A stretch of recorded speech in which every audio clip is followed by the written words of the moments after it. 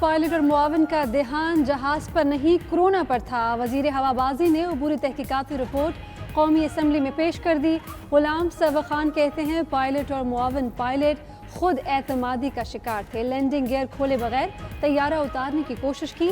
تحقیقات میں control tower کی بھی کوتاہی سامنے آئی، پائلٹ کو لینڈنگ گیئر اور آگ کے متعلق نہیں بتایا۔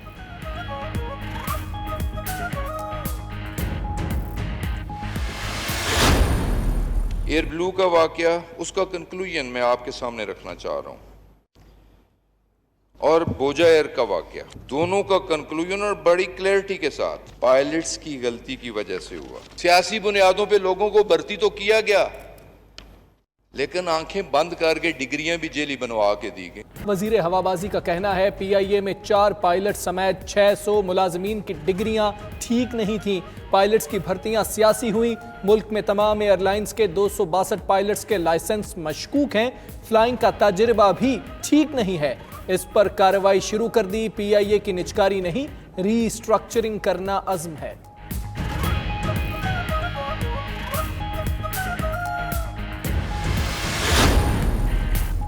کابینہ اجلاس میں گرما گرمی کے بعد فیصل وابڈا سرگرم، پہلے وزیر اعظم اور پھر صدر سے ملاقات کی، وزراء کے خلاف بولنے کی وجوہات بتائیں، ملکی حالات، حکومتی کارکردگی اور بعض کابینہ اراکین کے متعلق تحفظات سے بھی آگاہ کیا۔ بعض وزراء کی کارکردگی پر معلومات بھی شیئر کی۔ ادھر شاہ محمود قریشی اور اسد عمر کی بھی وزیر اعظم سے ملاقات متوقع۔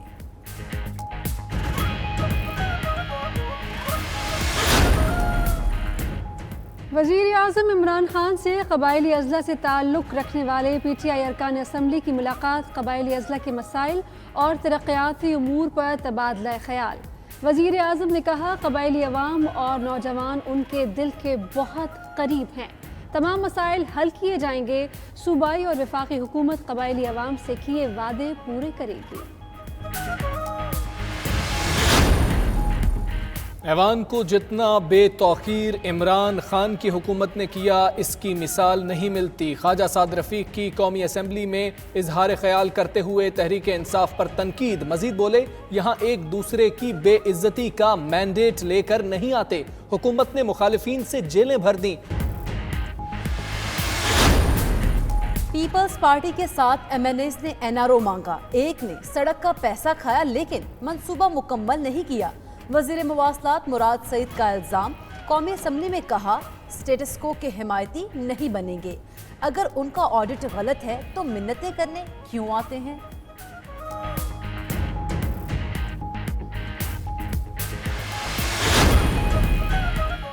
خواجہ آصف کی ایک بار پھر نیب میں طلبی، نیب لاہور نے لیگی رہنما کو 26 جون کی صبح 11 بجے طلب کر لیا۔ ذرائع کے مطابق خواجہ آصف کو cantt housing society Sialkot case میں طلب کیا گیا۔ خواجہ آصف پر اختیارات سے تجاوز کرنے کا بھی الزام ہے۔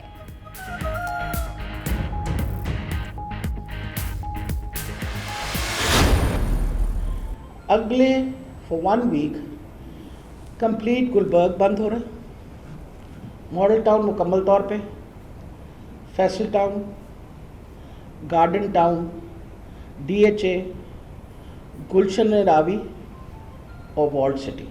ہم کیسز کی ٹیسٹ کر رہے ہیں اور آپ کے سامنے اب کیسز کے نمبر آ رہے ہیں، تو ان کیسز کی جو تعداد جن علاقوں میں زیادہ آئی ہے ان کو ہم مزید ان کا لاک ڈاؤن کر رہے ہیں۔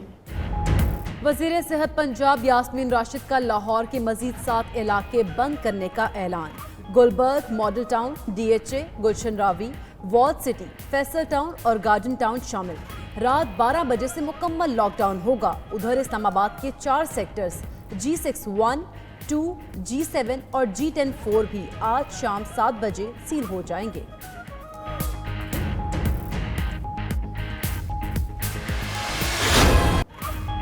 شدید گرمی میں لوڈ شیڈنگ، اوپر سے اوور بلنگ، کراچی والوں کی زندگی اجیرن۔ لوڈ شیڈنگ اور زائد بلوں سے پریشان شہریوں کا شاہراہ قائدین پر کے الیکٹرک کے دفتر کے باہر احتجاج۔ تھانے میں سنتھیا ڈی ریچی کے خلاف مقدمہ درج کرنے کی درخواست مسترد۔ ایڈیشنل سیشن جج عبدالغفور کاکڑ نے پیپلز پارٹی کے کارکن کی درخواست پر فیصلہ سنا دیا۔ کہا سوشل میڈیا پر الزامات پر کارروائی کا اختیار ایف آئی اے کو ہے، پولیس کو نہیں۔ آئین کے مطابق ایک ہی جرم کی 2 ایف آئی آرز درج نہیں کی جا سکتی۔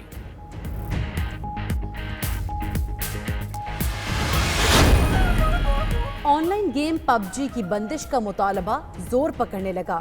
پنجاب اسمبلی میں بھی قرارداد آ گئی۔ متن میں کہا گیا پب جی ڈیجیٹل نشے کی صورت اختیار کر رہی ہے، پی ٹی اے اور ایف آئی اے کو ہدایت جاری کر کے گیم فوری بند کرائی جائے۔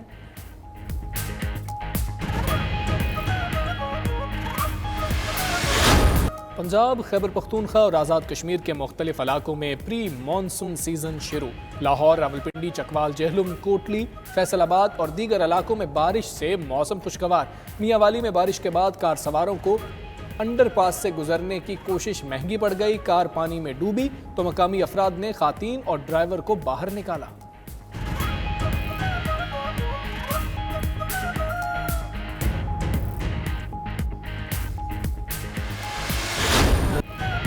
رواں برس صرف 10,000 افراد حج کر سکیں گے۔ سعودی حکومت کا اعلان، مناسک حج کو بعد حجاج کو آئسولیٹ ہونا پڑے گا۔ 65 سال سے زائد عمر کے افراد کو حج کی اجازت نہیں دی جائے گی۔ ادھر حکومت پاکستان کا حج درخواستیں دینے والوں کو پیسے واپس کرنے کا فیصلہ۔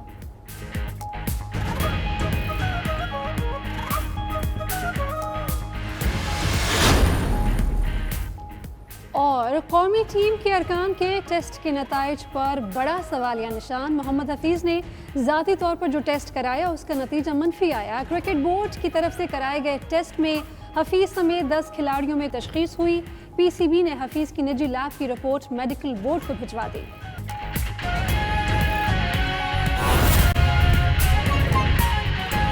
الرحمن الرحیم۔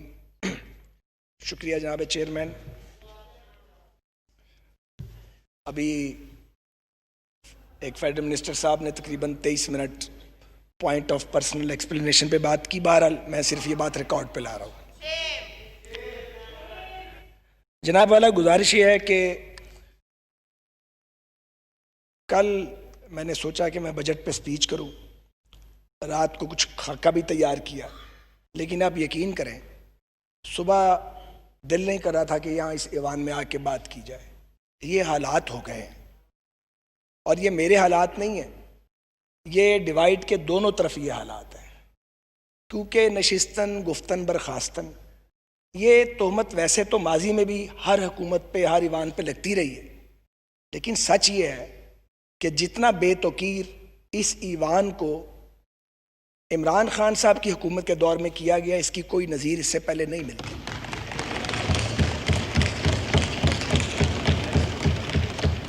ہم یہاں یہ درست کہا، ایک پی ٹی آئی کے کسی دوست نے بھی یہ بات کی، میری بہن نفیسہ شاہ صاحبہ نے بھی ابھی بات کی، ہم یہاں پہ ایک دوسرے کے گریبان پھاڑنے تو نہیں آتے، ایک دوسرے کی بے عزتی کرنے کا مینڈیٹ لے کے تو ہم یہاں نہیں آتے۔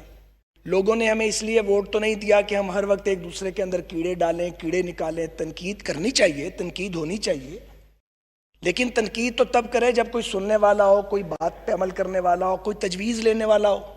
ایسا کوئی بندوبست یہاں موجود نہیں ہے۔ ٹھیک کہا ہے یہاں پہ نفیسہ شاہ صاحبہ نے کہ ایک ایسے وقت پہ جب ہم ایٹ وار ہیں، افواج کام کر رہی ہیں، جوڈیشری کام کر رہی ہے، ہیلتھ کیئر والے جو ہیں وہ دن رات کام کر رہے ہیں، ریسکیو والے، پولیس کام کر رہی ہے، آپ نے پارلیمنٹ کا لاک ڈاؤن کر دیا۔ لوگ یہ سوچنے میں حق بجانب ہیں کہ لوگوں کی جانیں جا رہی ہیں، کیا سیاسی قیادت کی جانیں پاکستان کے عام لوگوں سے زیادہ قیمتی ہیں؟ کتنا خوف ہے کرونا کا کہ ہم یہاں بات نہیں کر سکتے۔ اللہ تعالیٰ سب کو اپنی حفظ و امان میں رکھے، لیکن جب حالت جنگ میں قومیں ہوتی ہیں تو اگر واقعی جمہوریت ہو، واقعی وہاں پہ پارلیمنٹ فنکشنل ہو، تو پھر وہاں پہ پارلیمنٹس کا لاک ڈاؤن نہیں کیا جاتا۔ سچ یہ ہے کہ پاکستان میں جمہوریت نہیں۔ کوئی اس بات کو جلدی مان گیا ہے، کوئی اس بات کو اب مان رہا ہے، کوئی تھوڑے دن بعد مان جائے گا۔ ویسے تو پی ٹی آئی کی گورنمنٹ نے بہت بڑے بڑے اعزازات حاصل کیے ہیں پاکستان کی تاریخ میں، لیکن جو کمال کیا ہے وہ یہ کہ آپ نے وہ وعدے کیے اور وہ نعرے لگائے جن کی تکمیل کا کوئی تصور بھی نہیں کر سکتا تھا۔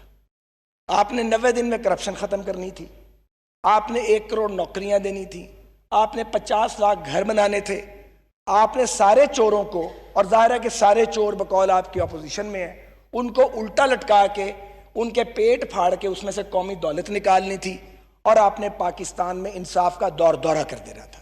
یہ تھا آپ کا سلوگن۔